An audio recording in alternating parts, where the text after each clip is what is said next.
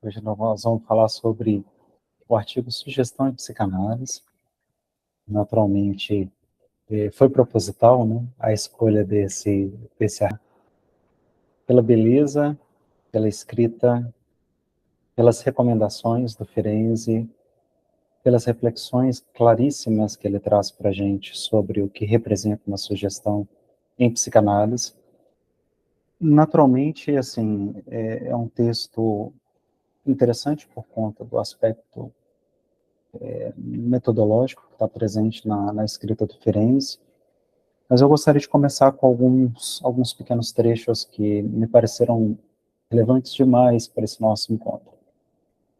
Ele começa dizendo que o sentido do termo sugestão, ele deixa claro que todos nós já sabemos, mas ele faz questão de ser bem didático. Ele fala o seguinte: essa palavra significa introdução voluntária de sensações, sentimentos, pensamentos e decisões no universo mental de um outro. Isso de maneira tal que a sugestão que a pessoa influenciada não possa corrigir ou modificar por iniciativa própria os pensamentos e sentimentos sugeridos. Ele fala que a sugestão consiste em impor ou em aceitar incondicionalmente uma influência psíquica estranha. É como algo que nos é externo, não nos pertence. A desconexão do espírito crítico é, portanto, a condição sine qua non de uma sugestão bem-sucedida.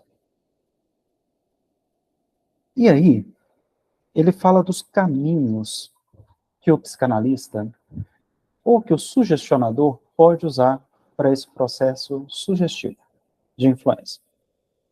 E ele cita a autoridade e intimidação.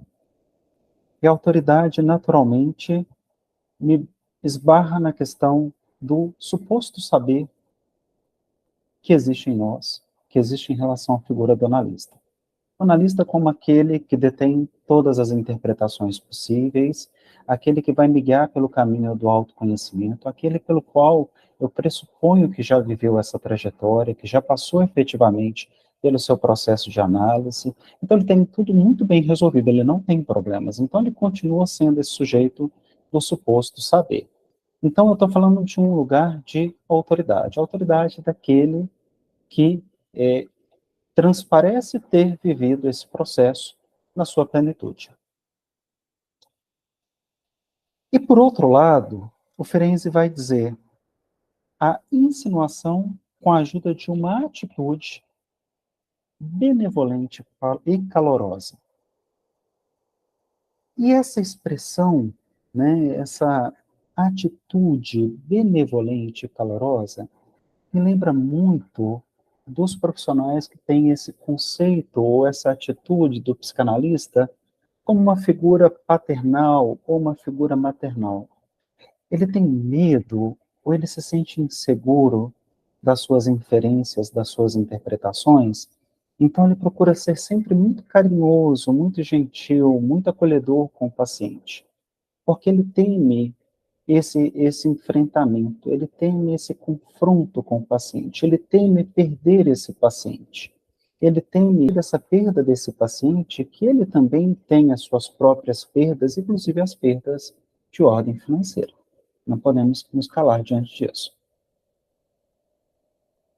Então, eu posso estar nesse lugar de sugestionador,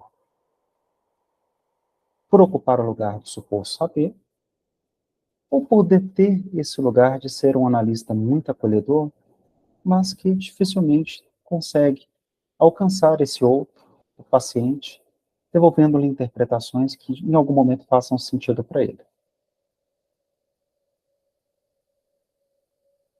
O Ferenczi, ele vai dizer da seguinte forma, logo em diante, na continuação do parágrafo: a sugestão rebaixa o paciente ao nível de uma criança incapaz de resistir ou de pensar e refletir por si mesmo.